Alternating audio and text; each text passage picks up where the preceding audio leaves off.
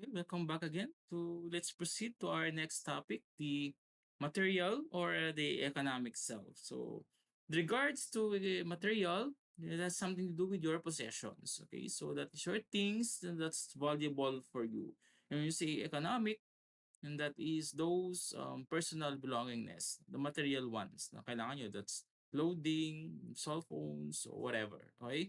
So the material and economic self refers on your possessions, so with regards to your wealth and your consumption patterns. So how does products, the material products affects your personality, and how does the products also shapes your identities and your self-perceptions. So that concept emphasizes that a significant role in material goods and economic status play on how you view yourselves and also how others view you. So we have the concept here, no, that I shop, therefore I am, and I have, therefore I am. So let's distinguish these two identities or these two concepts with regards to your material self. So it has something to do with your consumer identity. So when we say consumer identity, kung anong tingin mo sa mga bagay na meron ka at kung ano ang tingin mo sa mga bagay na gusto mo. So yung sabi ng I shop therefore I am,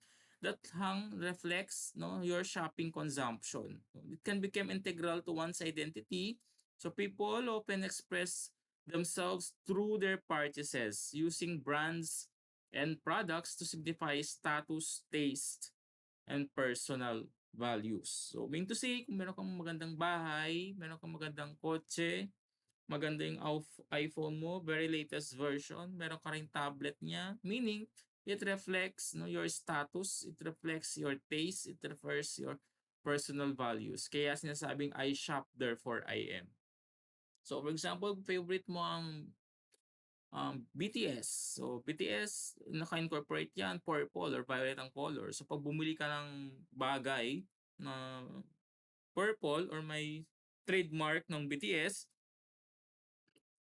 it shows lang your status. It shows your taste, na favorite mo ang BTS because you have that product, you have that color, or you have also that personal values. Okay? Kung mahilig ka naman sa mga white shirts, tapos may mga prints yan, ng mga logos with regards to your self characteristics, so it how shows you your personal values. So, ganun siya. You shop because that indicates now your personal identity. So, mahal man yan or mura, so kung mahilig ka ng Uniqlo, mahilig ka ng Bench, mahilig ka ng Pen Shop, pina-follow mo yung mga brands na yun because it characterize your taste. It characterize your identity. It characterize your personal identity with regards to that respective brand. So gusto mo ng Uniqlo kasi nga it reflects your personality na yun yung maganda para sa iyo. So that's how your consumption is integral to your one's identity. So punta naman tayo dun sa iba, yung I have, therefore I am. So yan naman is vinavalidate niya your own sense of identity with regards to material wealth. Your possessions naman tied to those kind of products. So kung luxuries yan, product na yan, kung mahal, isipin nyo na lang si Small Laude, yung sikat sa TikTok, nabibili niya yung mga products na mahal kasi nga afford niya. Kung mayaman siya, kaya yung mga bagay na meron siya, very luxurious, yung mga brands niya. Louis Vuitton, Prada, Chanel. Kasi kaya niya. So, kaya niya sinasabi, andyan yung idea na I have, therefore I am. Meron ako eh. So, bakit hindi ko kayang bilhin? So, yung self-worth mo, yung kakayahan mo, is salalay din doon sa mga material possessions na kaya mong bilhin. So, that's how consumer culture works. No? That individuals may feel validated by what they have owned. So, that is your I have, therefore I am na concept with regards to your consumer identity.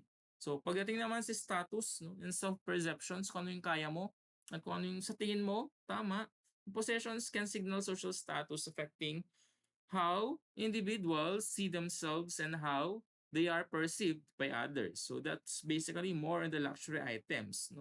That's a signaling social status. That's signaling social capital. So, it's reinforcing hierarchical based material wealth. So, andyan na yung status quo sa society. So, kung mayaman ka, so malamang mga gamit mo branded. may sports car ka, may mga mamahaling kang bag galing abroad. Kasi nga, your possession defines your status and defines your self-perceptions. No? So, kung luxurious yung item mo, meaning to say, mayaman ka. Ayan. So, that's how you view, okay, the status and self-perceptions with regards to the different possessions, no, that can signal social status. So, it's basically on the hierarchical based material wealth. Okay, so we have also the branding and identity. Okay, you shop based on how you see yourself. No? Kung gusto mo, sabi mo, gusto mo ng Uniqlo, because that's how you see yourself. Gusto mo ng bench, that's how you see yourself. Kung gusto mo naman ng ukay-ukay, that's practicality, that's how you see yourself. It's okay naman. So, wala namang problema doon. So, because brands sometimes lang can shape consumer identities, no? So, shape tayo ng mga brands, mga yan. So, basically, at the end of the day, parang it's more on the business side kasi it's more the profitability ng mga producers and not by the consumers. Kaya nga it's always important, no, to balance what is your needs and what is your wants. So sometimes mga products na to are based on psychological marketing. Ang sinasadya nila minsan yan. Kaya meron tayo later FOMO, mga ganun. Pupunta na tayo dun mamaya. So sometimes lang they associate products based on a specific lifestyle, no, values or social. Ginagamit nila yung mga advertisements na yan to attract their consumers. So for instance, wearing designer labels, no, na may signal inclusivity. So pwedeng pag meron ka nun, kasama ka na. No? Or pag may iPhone ka, pwedeng mo kasama ka na rin sa society. It's acceptable. So ganun lang siya nangyayari. Sometimes sustainable yung brands, sometimes hindi. So ganun. So what is now the effect of social media? Again, kaya sabi ko kailangan it's important to have media literacy because sometimes social media amplifies connection between the material possessions and the identity. So, minsan yung mga gumagamit ng mga material things na yan, they always showcase, no, the lifestyle. So, ewan ko, minsan hindi na tama. Kung meron sila, pinopost nila, pero hindi mo naman sure kung tama nga. No, yung mga pinopost nila, may Louis Vuitton mga talaga siya, or baka ginamit, hiniram lang ba niya yan, kung tama. So, yan lang. Madaming influences na sometimes na pag hindi tayo careful is we tend to adapt those connections na that can lead to comparison again and competition. So, mga phenomenon na yan can affect self-esteem. So, yung individuals may feel pressure to acquire something kasi because of the social media influence na nakikita. Parang gusto mo na rin. So, ang nagiging labas niyan, yung bagay is parang nagiging short-term effect na lang, di na siya long-term. No? Minsan kasi pagka bumili ka ng isang bagay, it should be sustainable dapat. It should be for long-term use, hindi yung short-term. Ay, binili ko lang siya tapos nagamit mo na siya, o yun, bukas ayaw mo na. Parang ganun. Bukas parang useless yung bagay. So, minsan, meron tayong mga ganong traits na may mga ganon tayong desisyon sa buhay na pang madalian lang. No? Parang kasi nakita mo, so parang hype siya sa social media, parang sikat siya sa social media, nakita mo sa mga classmates mo meron. Then definitely bumili ka rin ng isang bagay na yon. So minsan hindi mo naman napakinabangan. No? Parang itinabi mo lang dyan. So that's short-term use, hindi siya long-term use. So it's not sustainable. So parang sayang. So that's how social media influence din the material possessions. So meron lang siyang parang you feel pressure to acquire something or something latest. It also affect self-esteem. Okay? So consumer culture lang promotes materialism kasi. So where happiness and fulfillment are often equated with consumption. Parang masaya ka sa nabili mo, parang masaya ka kasi sikat yung product na yun. So bumili ka para to promote lang your happiness and fulfillment. Pero at the end of the day, parang wala na or pag bukas makalawa parang nawala na naman na yung parang it's for clout siguro or whatever to just to satisfy the needs of showing it kasi the other people have, no? Parang meron ibang tao, so naging gano'n na lang, naging short-term effect, no? Yung satisfaction mo it's not contributed to long-term well-being. Okay? So, overemphasis lang natin that material wealth can distract from intrinsic values such as relationship and personal growth. Okay? So, yung magkakaroon ka lang ng emptiness. So, yan. Sabi dito, according to William James, the material self pertains to the objects, okay, or places, or even people which have the label mind. Parang sa akin lang.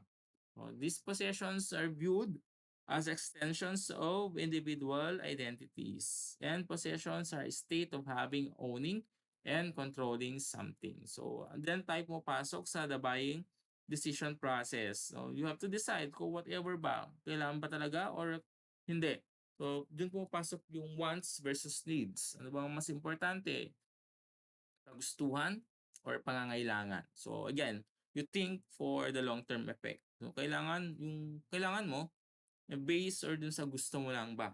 So, it's important kung ano dapat, no? Kailangan yung needs, no, before the wants. Okay? Because we purchase a good or services, it can seen as particular form of cost benefit.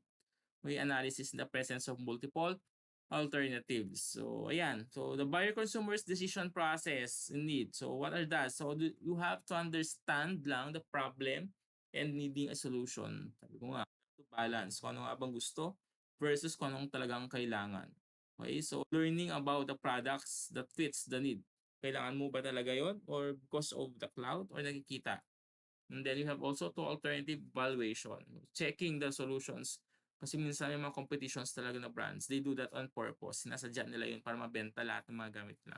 Gumagawa lang sila ng mga kalaban ng produkto, at basically isa lang may-ari niya. Ganun. So that's post-purchase behavior. Let's turn to advocate for the brand.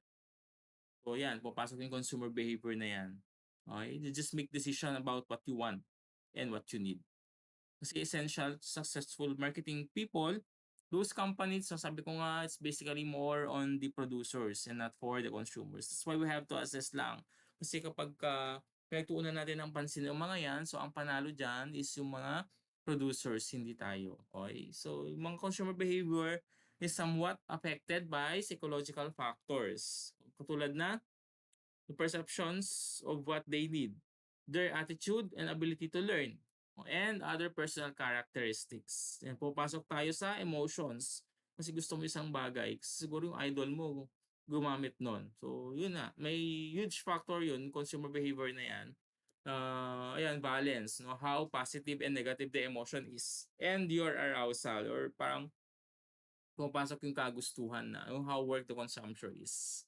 No, is prefer the choice kasi gusto mo nga siya. Pero, hindi naman kailangan. So, positive emotions and we have your given the right amount of choice and your negative emotions, little to emotions. So, that is your material self. Okay? So, very small amount lang siya. It has something to do lang about yourself. So, sometimes they use pa appeal to pity. Okay? Appeal to emotions. So, for example, they use some success stories para lang mapapayag kang bumili. Like for example, yung commercial ng Milo. No, the commercial of Milo says na gumagamit sila ng mga success story ng mga sports. No? So, iisipin ngayon ng mga bata is, ay sige, inom ako niyan kasi baka maging successful ako later. So, that's what you call appeal to emotions. Meron sila sinasabi minsan na FOMO.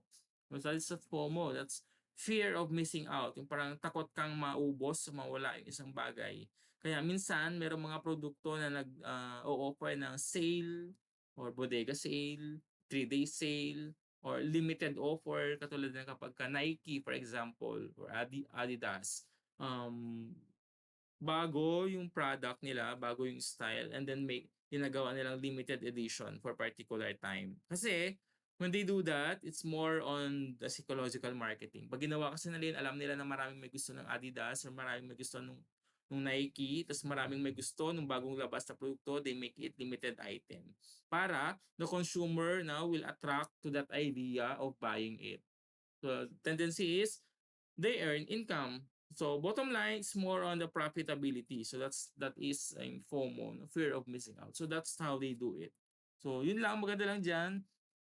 In material economic self, it's okay naman to indulge such activities, but you have to limit lang, no? Just assess what you want versus what you need. Okay, that is the most important thing in your material self. You always assess, no, kung kailangan mo. And of course, the most important thing also is have the comfortability. Kasi mahal nga yan, but if you are not comfortable pag ginamit mo, for example, yung damit, no? And then 2 days, 3 days mo siya ginamit, then sayang, mahal pa man din. So it's more important, no? Mahal man o hindi, your comfortability when choosing, no, your material things. Okay? So that is your material self. It's always focusing your self-identity based on how you perceive, the possessions. So you always have the balance, no? Kung ano pa kailangan asa kung ano ang gusto. Ano nga ba talaga mas importante? Yung need mo, yung kailangan mo, or yung gusto mo lang. So that is, your assessment on yourself with regards to your material and economic self. So that is the topic. Okay, so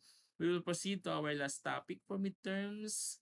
Okay, so watch out for our next posted materials and videos. So thank you everyone.